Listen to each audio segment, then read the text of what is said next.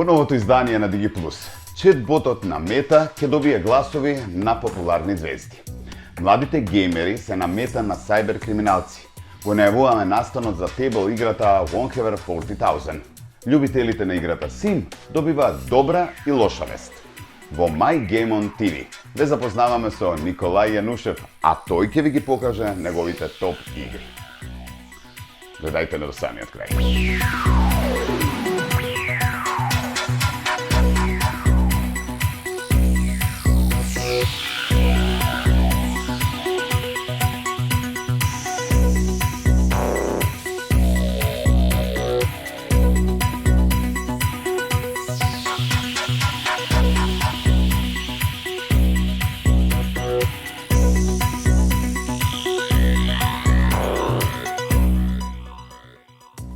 И оваа недела ве поздравувам од дигиталното студио на DigiPlus и како што добро знаете ви најавувам уште едно возбудливо и полно со дигитални информации издание на вашата омилена Digi емисија. Во поголем дел од содржините денес ќе се задржиме на геймингот, но со причина, а ќе видите и зошто. А да не должиме многу, стартуваме веднаш.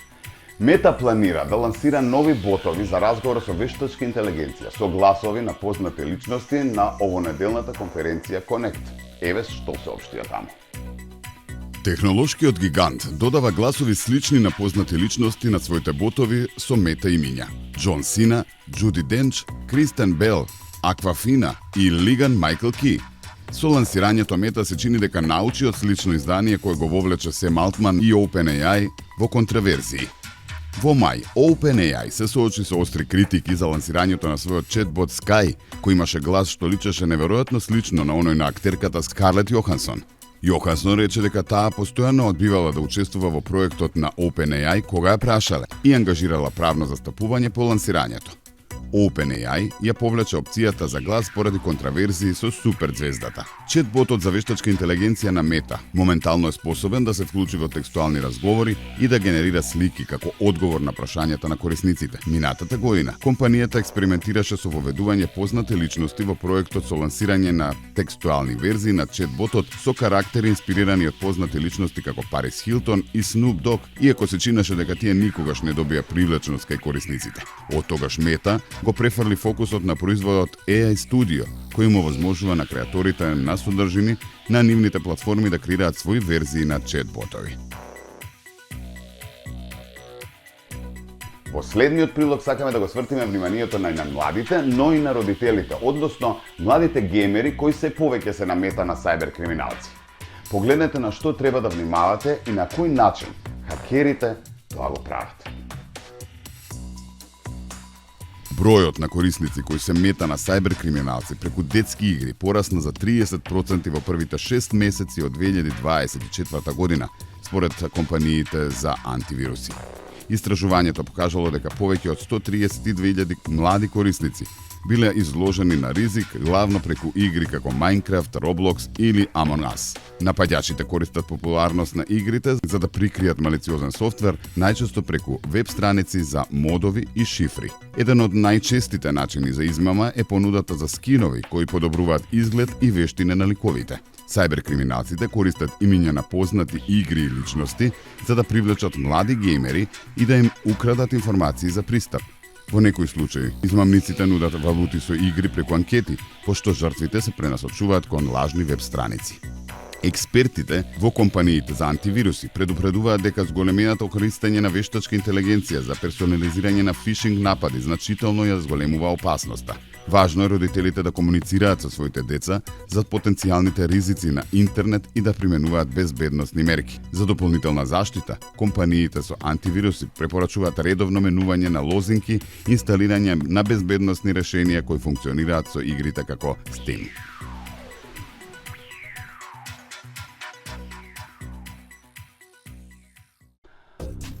А сега е вистинско време да го најавиме наставно за тейбл играта Warhammer 40,000, кој што ќе се случи на 5 октомври во Anchorage Discovery во Ramstor Mall. Без разлика дали сте навлезени во хобито или само сакате да се запознаете со нешто ново, брутално интересно, поканети сте да присуствувате. А детали за настанот и оваа игра ќе ни каже во продолжение Рики. Здраво на сите, јас сум Рики и денеска сум тука да ви раскажувам за едно многу интересно хоби. Се работи за Miniatures Wargaming. Сега за оние кои што помалку се упатени ќе речат што е Miniatures Wargaming. Miniatures Wargaming е поджанар на таблтоп игри, значи игри кои што се наменети да се играат на маса, со тоа што треба да играат два или повеќе играчи и тие носат армии кои што се направени од миниатурни модели, најчесто од метал или од пластика, и треба за време на играта да се симулира една воена битка, еден конфликт. Ова е многу старо хоби, значи датира уште од 1800-тите години, со тоа што во периодот на крајот на 70-тите и почетокот на 80-тите добива огромен замав. Сега, од сите можни игри што ги има, верувајте, има многу. Најпозната е Warhammer 40,000, или како што ние фановите сакаме да си ја наречеме на кратко 40K. Warhammer 40,000 потекнува од 1987 година, се работи за британска игра од британската компанија Games Workshop. Во тој период излезе на првата едиција на играта, која што за почеток се нарекувала Warhammer 40,000 Rogue Trader. За веќе во 1993 година да излезе втората едиција, Rogue Trader како име е тргнато и останува само Warhammer 40,000. Темата која што ја обработува 40K е претежно ја сметаме како science fiction, меѓутоа оди неколку чекори понапред. Односно, ако веќе треба да бидам прецизен, се работи за дистопијан science fantasy, затоа што зема елементи од епската фантастика и од научната фантастика, зема елементи од митологија, од религија, така да е еден сплеш на многу жанрови во еден амалгам кој што изгледа прекрасно. Како што споменав, се работи значи за игра со миниатурни модели, повеќе играчи. Темата е дека во далечната иднина, односно во 41-виот милениум, во галаксијата постојано се војува. Луѓето и вонземски раси се постојано во конфликти. Тоа можеме да го забележиме од самиот слоган на играта, кој што е In the grim darkness of the far future, there is only war. Кај нас, за моја голема радост, Warhammer 40,000 веќе има голем замав, имаме поприлично добро и активно комјунити. Нашата заедница си ја нарекуваме Воен Чекич и кога веќе сме кај Воен Чекич, би сакал само да напоменам дека на 5 октомври ќе се одржи еден голем настан во Рамстор во Anchorage Discovery. Ја користам оваа прилика да ги поздравам, да им се заблагодарам за можноста, кој што е по повод излегувањето на играта Space Marine 2, игра која што точно действието се одвива во овој далечен дистописки мрачен универзум.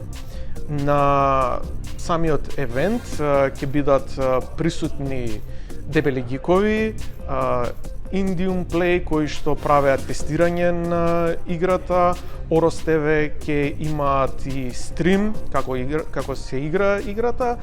Зборуваме значи за Space Marine 2 и исто така ќе имаме панел дискусија на која што ќе разговараме за самиот сетинг, за приказната, за тоа како може да се почне, како се игра, кои се тие модели, затоа што станува збор за модели кои што доаѓаат несклопени и необоени, значи играчите или хобистите сами си ги склопуваат и сами си ги бојат, и ќе имаме презентација на таблтоп играта, значи на самиот Miniatures Wargame, како и едно мало изненадување кое што ќе биде на крај на самиот евент. Сите детали поврзани со евентот ќе ги има на социјалните мрежи. Можете да се зачлените на нашата Facebook група Воен Чекич и нашиот Instagram профил, исто така Воен Чекич, каде што можете да најдете и линк од Discord серверот, во кој што сме собрани сите хобисти и играчи на Miniatures Wargames. Сакам да ве поканам да дојдете на евентот, да се дружиме, да се запознаете со ова хоби, затоа што сметам дека е многу интересно. Кај нас, како што реков, се уште во зародиш, иако Warhammer 40,000 активно се игра, мислам, веќе 15 години во Македонија, меѓутоа последниве 3 години направи бум. Така да Дојдете на 5 октомври, сабота, викенд, тука во Рамстор во Anchorage Discovery да се дружиме и да зборуваме за The Grim Darkness of the Far Future when there is only war. Одлично, ќе се дружиме таму, поканете сте уште еднаш ќе споменеме сите вие. А фановите на култната игра Sims се соочија со неочекувани вести од студиото Electric Arts, кој се разбира најавува и добра и лоша вест за сите оние кои што ја играат оваа популарна игра. Поточно добрата вест е за старата верзија Sims 4, а малку лошата е поврзана со продолжението во Sims 5. Па да погледнеме со што ќе се соочат оние кои што се страстни уживатели и играчи на Sims. Фановите на култната игра Sims се соочија со неочекувани вести од студиото Electronic Arts, кое е одговорно за развојот на овој популарен наслов. Лошата вест е дека Electronic Arts одлучи да не продолжи со развој на долгоочекуваната нова верзија Sims 5, иако многумина очекуваа нови можности и функции во идната верзија. Главната причина, како што наведуваат од компанијата, е дека сакаат да ги поштедат играчите од повторно почнување на нивниот процес во играта, која често трае со години.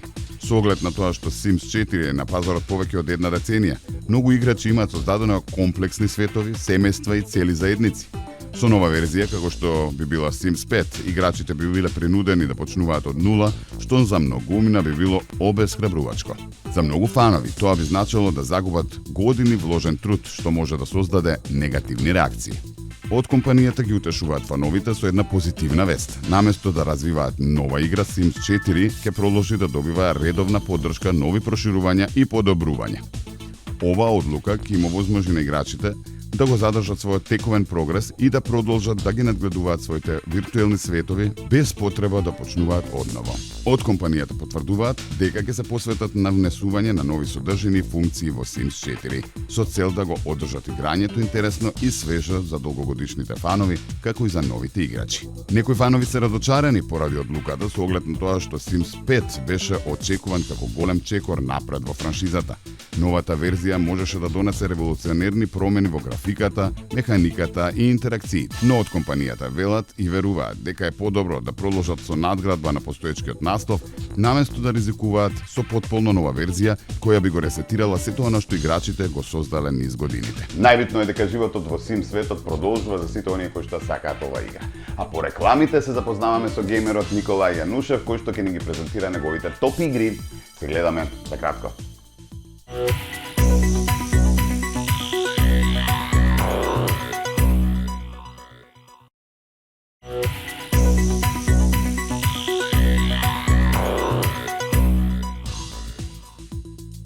Добре дојдовте назад во Digi Plus. Пред да продолжиме со нашата рубрика за сите геймери кои што не следат My Game on TV, да ве потсетам дека и денеска Anchorage на нашите гледачи ви подготви нови попусти преку нивниот дигитален купон кој што ќе го добиете доколку го скенирате QR кодот кој што ќе се појави нели на самиот екран. Тоа добро го знаете доколку редовно не следите. Па скенирајте и дознате што е на попуст за вас. А сега да се запознаеме со геймерот Никола Јанушев, кој оваа недела ни подготви видео од неговите омилени игри. Па да погледнеме кој е неговиот избор. Здраво дами и господа, поздрав до вас, а поздрав и до Digi Plus кој го овозможи ова видео. За оние кои што не ме знаат, јас сум Никола Јанушев, спидранер и светски рекордер. Држам неколку светски рекорди во видеоигрите Diablo 4 и Shadowman, како и топ 20 позиции во различни други видеоигри. Можете да ме најдете на Twitch, името на каналот е Oros TV, но исто така може да ме најдете на Instagram под истото име Oros TV. Да не ве задржувам многу, за денеска имаме нешто интересно, а тоа е топ 5 омилени мои видеоигри. Како број 1 ја имаме Returnal. Returnal е акциона roguelike игра која се одвива во вселената. Во приказната играта со вселен, паѓајќи со нејзинот вселенски брод на непријателската планета наречена Атропос од непознати причини. Оваа игра е динамична со тоа што секој пат кога ќе изгубите, нивото изгледа различно, така што играта бара од вас да се адаптирате на нешто сосема ново. Број 2, Devil May Cry 5. Ова е одлична акциона hack and slash игра, каде ви во историјата сте најсилни. Светот на играта изгледа феноменален и можеби една од ретките видеоигри кои ве наградува доколку сте добри. Убавината на комбатот на Devil May Cry 5 е во длабочината, креативната слобода и разновидноста. Број 3. Bloodborne. Bloodborne црпи доста инспирација од Хауард Филипс Лавкрафт, кој е американски писател за научна фантастика и козмичен хорор. Играта има преубава готска архитектура, која го достигна врвот во викторијанската ера. Ова игра која можеби визуелно ми има највеќе освоено. Bloodborne на листава поради сложениот и извонредно дизајниран свет и неговата атмосфера, како и брзото темпо на играта. Број 4. Elden Ring. Elden Ring е можеби една од моите најомилени видеоигри. Светот е изграден од американскиот писател Џорџ Р. Мартин, кој е воедно и автор на познатиот епски серијал Песна за оган и мраз, од кој има произлезено играната серија Игра на тронове. Elden Ring е една убава епска приказна која лично јас сметам за една перфектна видеоигра.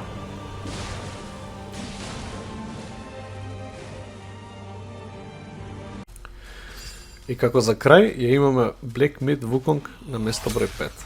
Wukong е базирана на кинеската новела Патување на запад, создадена од Ву Ченген во 1592 година. Играта ја представува приказната за кинескиот митски лик Wukong. Наратива, комбат, дизајн, аудио се донесени на перфектно ниво во оваа игра. Како што играта прогресира, така авантурата станува се поепска и поепска. Wukong е игра каде што секоја секунда ми има оставена воодушевен.